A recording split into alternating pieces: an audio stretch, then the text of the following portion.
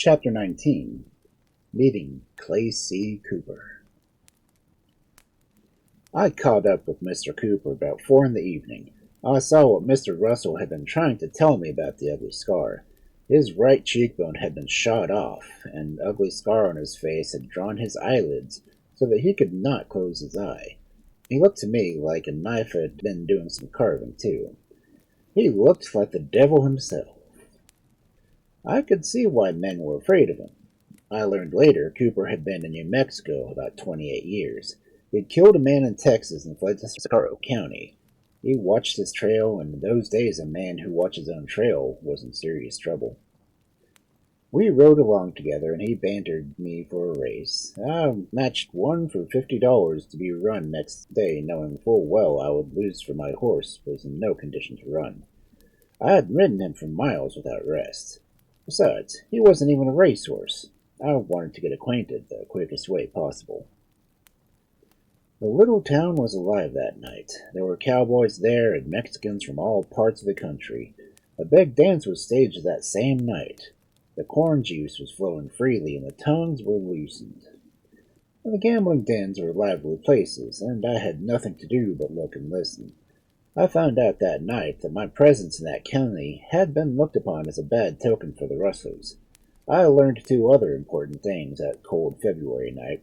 One was that Clay Cooper didn't have to hide his face that he was a thief, and the other fact that I learned was that I was in El Fuego Baca country. It was on that night that I first got indoctrinated to the legendary Socorro County Robin Hood, who had in 1884 supposedly held at bay 80 Texans as he crouched in a crumbling corner of a bullet-torn jackal.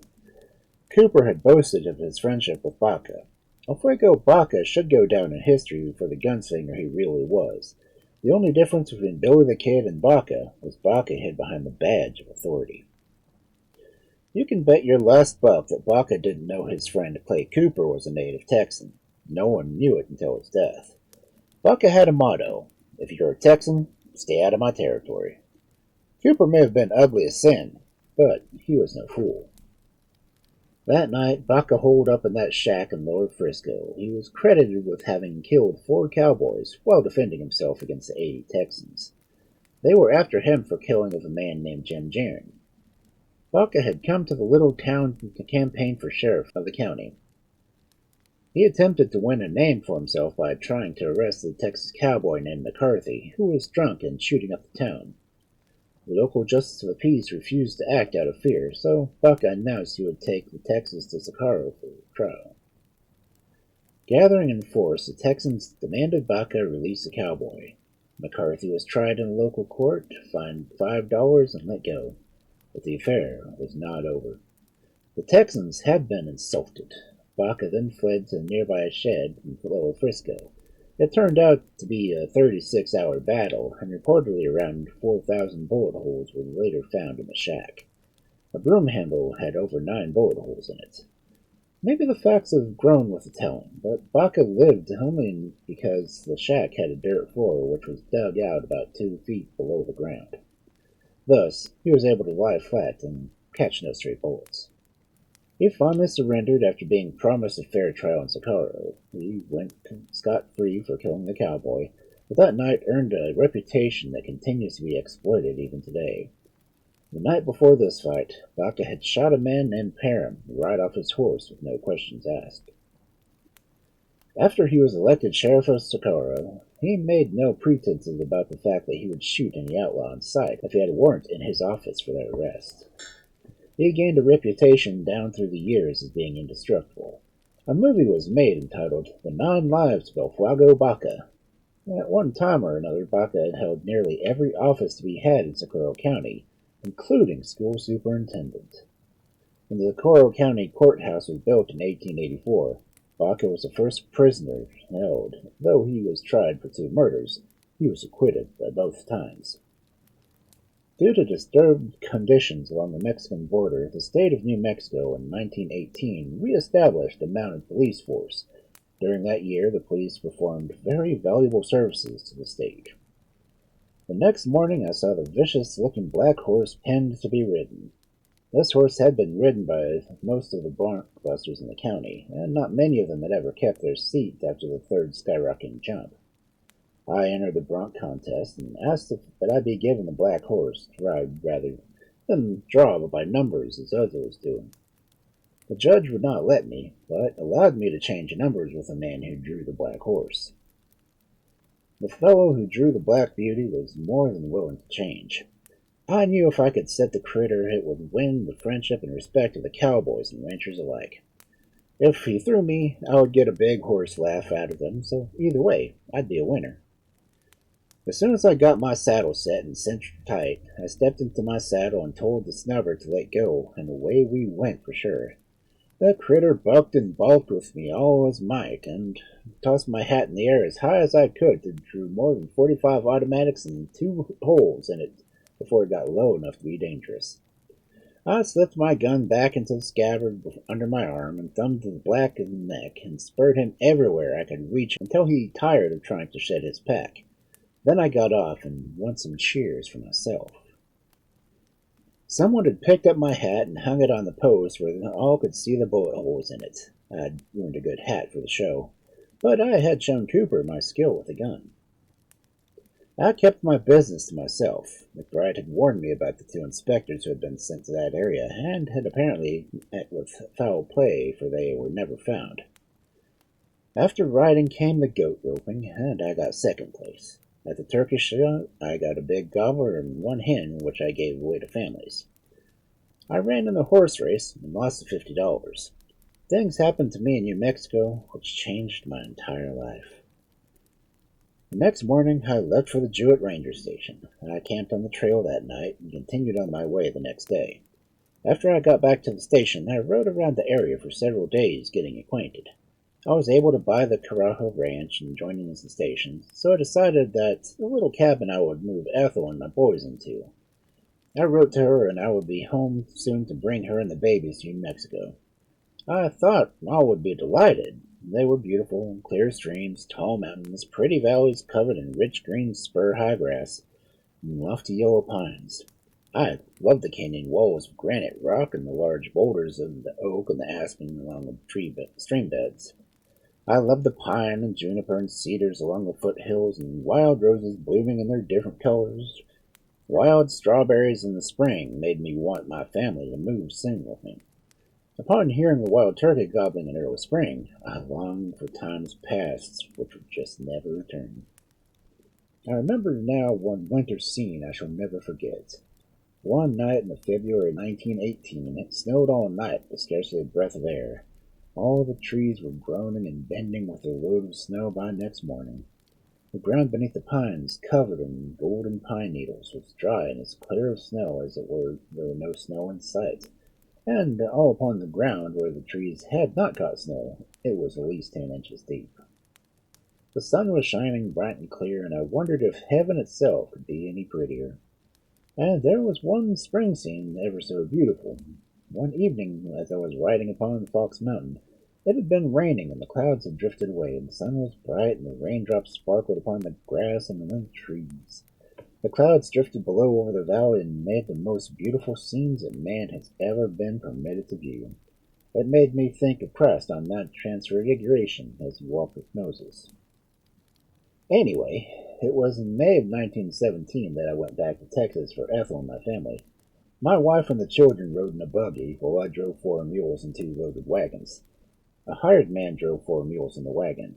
We left Wilbarger County on or near the 10th, went over to our place in Stonewall County and stayed there a few days, as Ethel's parents were now living in the other house, which is adjacent to my present masonry type home. Next, we went to Gaines County, and to my place where the folks were living.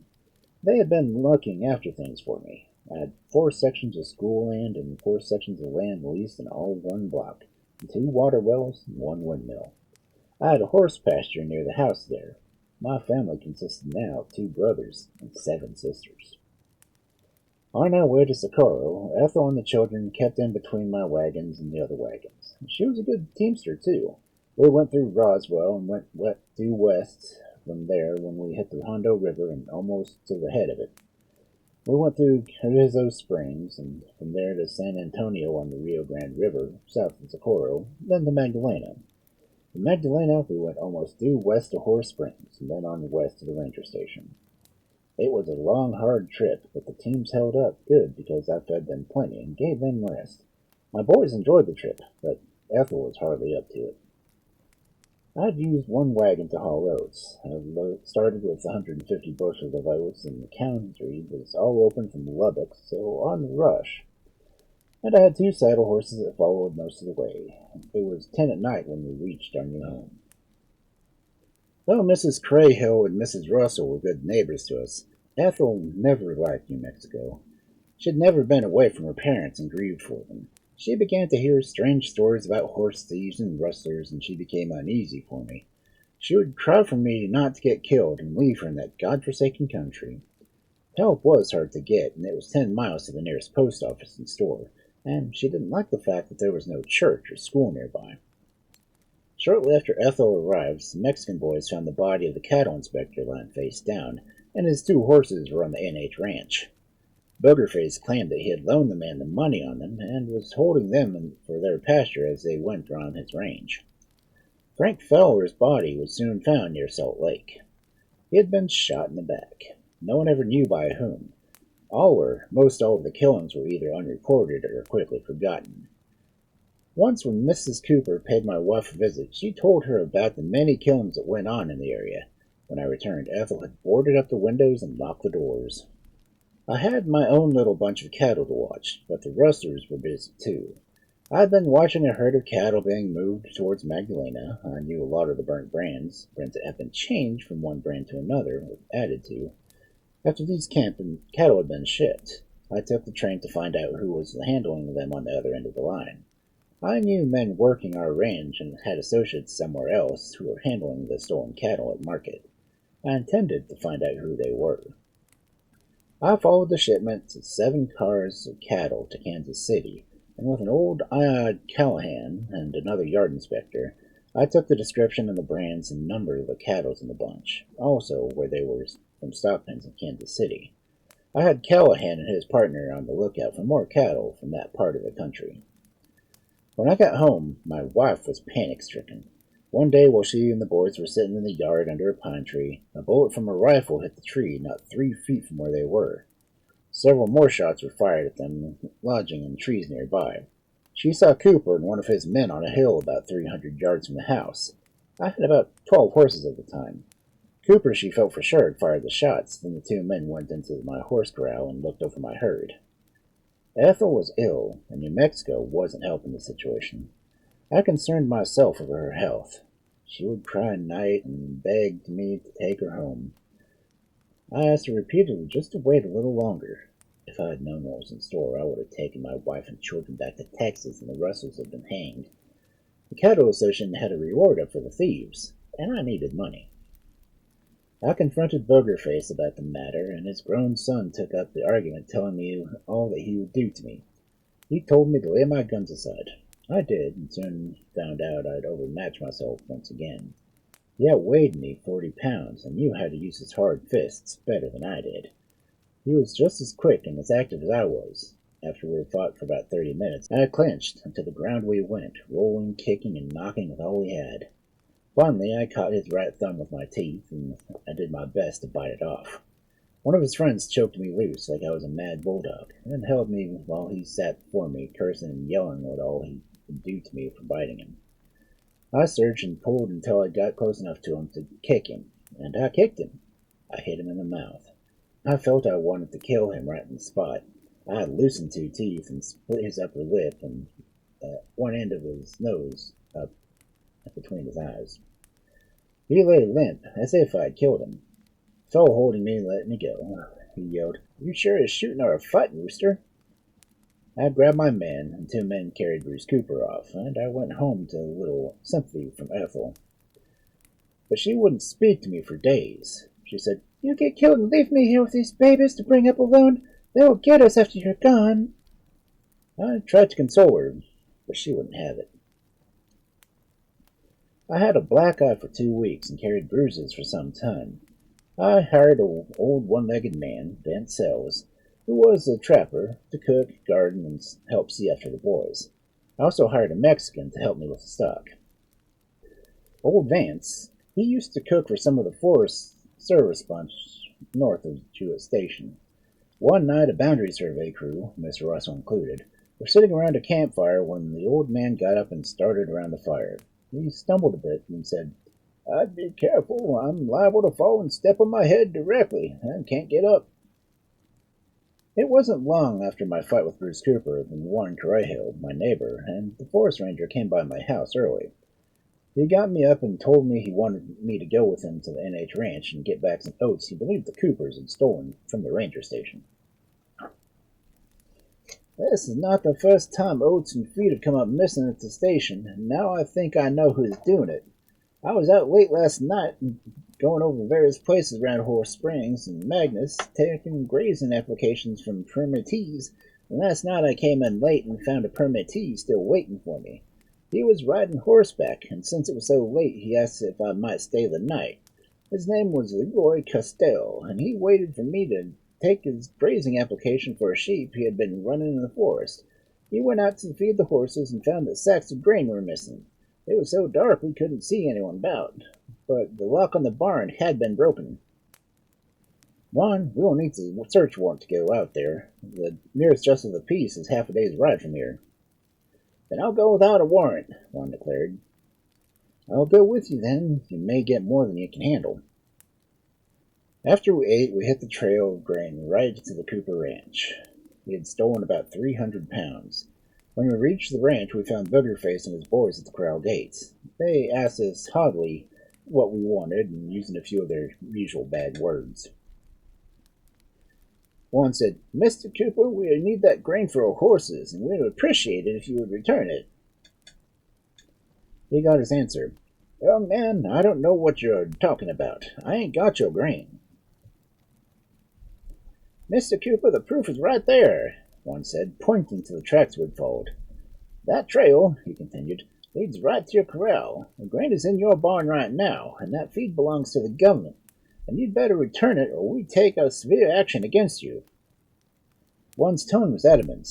We rode away, and no more words were spoken. But Cooper returned the stolen feed. He decided he didn't want to fool around with government property. Another reason he dared to steal was no one had had the nerve to call his hand. The Coopers always kept an extra hide nearby with their running brand on it. When they finished skinning the first, they would dispose of the hide with the brand that wasn't theirs. And they would use the brand of NH to show it was their cow.